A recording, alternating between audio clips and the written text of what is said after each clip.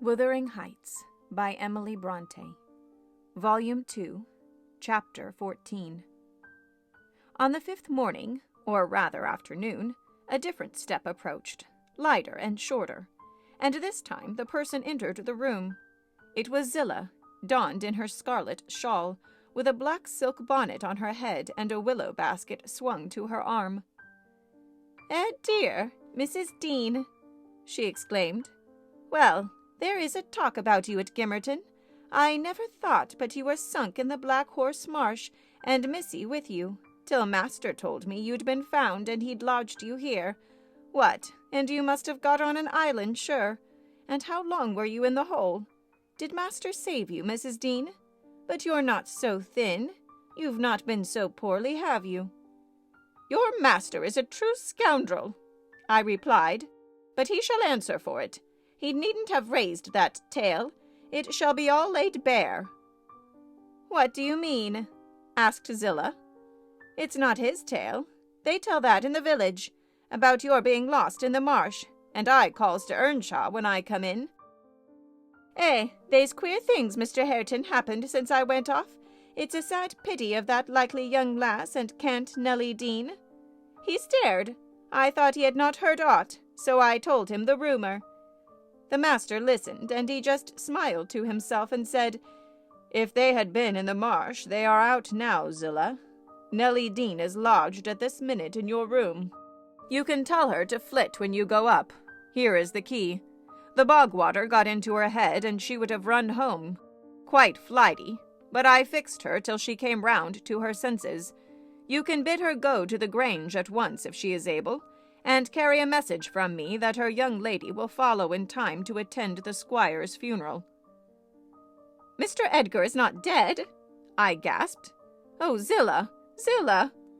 No, sit you down, my good mistress," she replied. "You're right sickly yet. He's not dead. Dr. Kenneth thinks he may last another day. I met him on the road and asked." Instead of sitting down, I snatched my outdoor things and hastened below, for the way was free. On entering the house, I looked about for someone to give information of Catherine.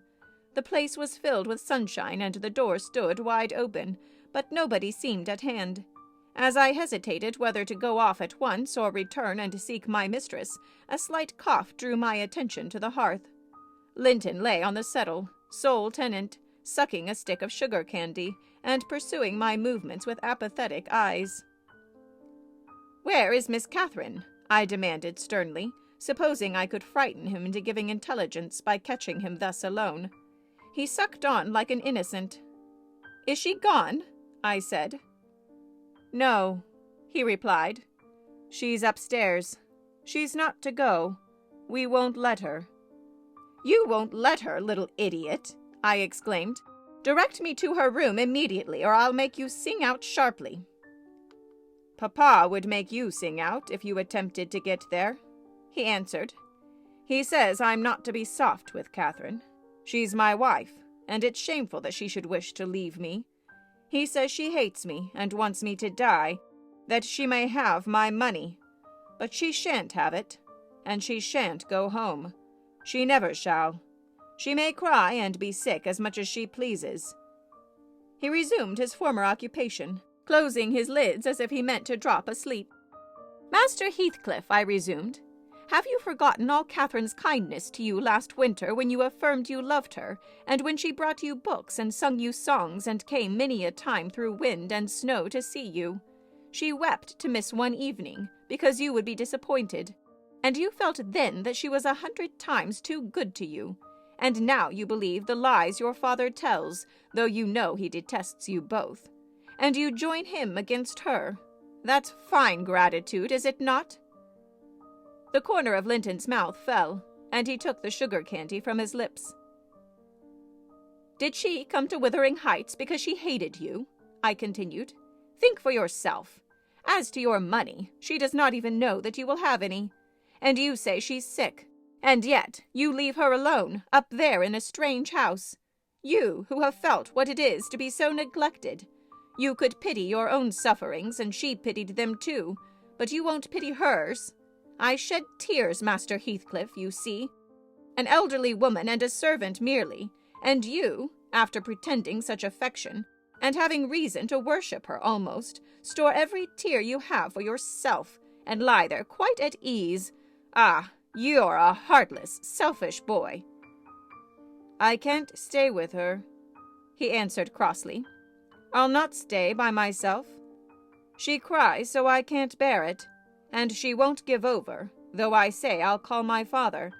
I did call him once, and he threatened to strangle her if she was not quiet, but she began again the instant he left the room, moaning and grieving all night long, though I screamed for vexation that I couldn't sleep." "Is Mr. Heathcliff out?" I inquired, perceiving that the wretched creature had no power to sympathize with his cousin's mental tortures. "He's in the court," he replied, "talking to Dr. Kenneth, who says uncle is dying, truly at last. I'm glad, for I shall be master of the Grange after him, and Catherine always spoke of it as her house. It isn't hers, it's mine. Papa says everything she has is mine. All her nice books are mine. She offered to give me them, and her pretty birds, and her pony Minnie, if I would get the key of our room and let her out. But I told her she had nothing to give. They were all mine. And then she cried and took a little picture from her neck, and said I should have that. 2 pictures in a gold case, on one side her mother, and on the other uncle, when they were young. That was yesterday. I said they were mine too, and tried to get them from her. The spiteful thing wouldn't let me. She pushed me off and hurt me. I shrieked out. That frightened her. She heard Papa coming, and she broke the hinges and divided the case and gave me her mother's portrait. The other she attempted to hide, but Papa asked what was the matter, and I explained it. He took the one I had away and ordered her to resign hers to me. She refused, and he struck her down and wrenched it off the chain and crushed it with his foot." "And were you pleased to see her struck?" I asked, having my designs in encouraging his talk. "I winked," he answered. "I winked to see my father strike a dog or a horse. He does it so hard. Yet I was glad at first. She deserved punishing for pushing me. But when Papa was gone, she made me come to the window and showed me her cheek cut on the inside, against her teeth, and her mouth filling with blood. And then she gathered up the bits of the picture and went and sat down with her face to the wall, and she has never spoken to me since. And I sometimes think she can't speak for pain. I don't like to think so, but she's a naughty thing for crying continually, and she looks so pale and wild I'm afraid of her." "And you can get the key if you choose?" I said. "Yes, when I am upstairs," he answered. "But I can't walk upstairs now." "In what apartment is it?" I asked. "Oh," he cried, "I shan't tell you where it is. It is our secret. Nobody, neither Hareton nor Zillah, are to know. There, you've tired me. Go away. Go away." And he turned his face onto his arm and shut his eyes again. I considered it best to depart without seeing Mr. Heathcliff, and bring a rescue for my young lady from the Grange. On reaching it, the astonishment of my fellow servants to see me, and their joy also, was intense, and when they heard that their little mistress was safe, 2 or 3 were about to hurry up and shout the news at Mr. Edgar's door, but I bespoke the announcement of it myself. How changed I found him, even in those few days. He lay an image of sadness and resignation, waiting his death. Very young he looked.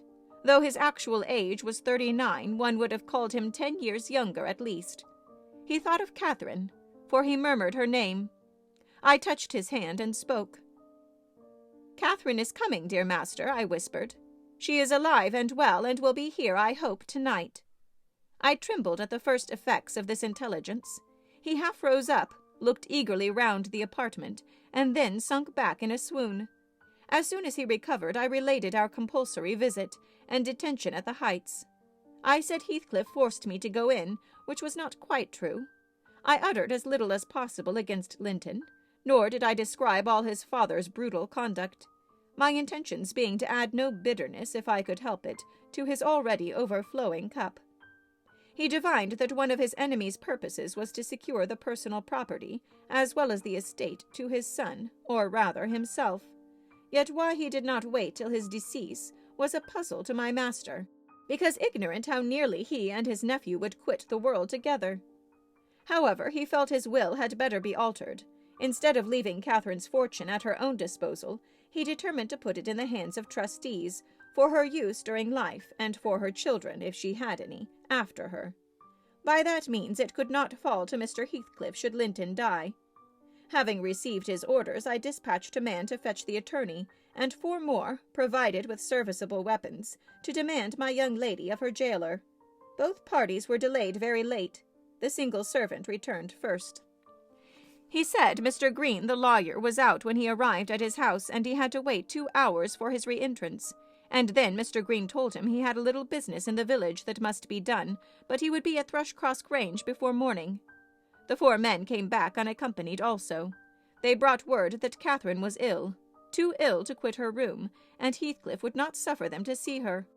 I scolded the stupid fellows well for listening to that tale, which I would not carry to my master, resolving to take a whole bevy up to the Heights at daylight and storm it literally, unless the prisoner were quietly surrendered to us. Her father shall see her, I vowed, and vowed again, if that devil be killed on his own door-stones in trying to prevent it. Happily, I was spared the journey and the trouble. I had gone downstairs at 3 o'clock to fetch a jug of water, and was passing through the hall with it in my hand, when a sharp knock at the front door made me jump. "Oh, it is Green," I said, recollecting myself. "Only Green." And I went on, intending to send somebody else to open it, but the knock was repeated. Not loud, but still importunately. I put the jug on the banister and hastened to admit him, myself. The harvest moon shone clear outside. It was not the attorney. My own sweet little mistress sprung on my neck, sobbing. Ellen, is Papa alive?" "Yes," I cried. "Yes, my angel, he is. God be thanked you are safe with us again." She wanted to run, breathless as she was, upstairs to Mr. Linton's room, but I compelled her to sit down on a chair, and made her drink and washed her pale face, chafing it into a faint color with my apron. Then I said I must go first and tell of her arrival, imploring her to say she should be happy with young Heathcliff. She stared, but soon comprehending why I counselled her to utter the falsehood, she assured me she would not complain. I couldn't abide to be present at their meeting. I stood outside the chamber door, a quarter of an hour, and hardly ventured near the bed then. All was composed, however. Catherine's despair was as silent as her father's joy. She supported him calmly in appearance, and he fixed on her features his raised eyes that seemed dilating with ecstasy. "He died blissfully, Mr. Lockwood." "He died so." Kissing her cheek, he murmured, "I am going to her, and you, darling child, shall come to us." And never stirred nor spoke again, but continued that rapt, radiant gaze till his pulse imperceptibly stopped, and his soul departed. None could have noticed the exact minute of his death. It was so entirely without a struggle.